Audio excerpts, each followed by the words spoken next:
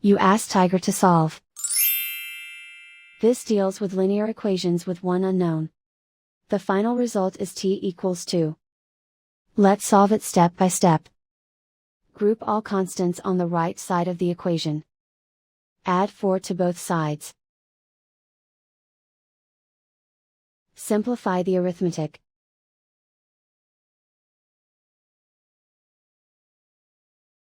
Isolate the t. Divide both sides by 5. Simplify the fraction. Find the greatest common factor of the numerator and denominator. Factor out and cancel the greatest common factor. And so the final result is t equals 2.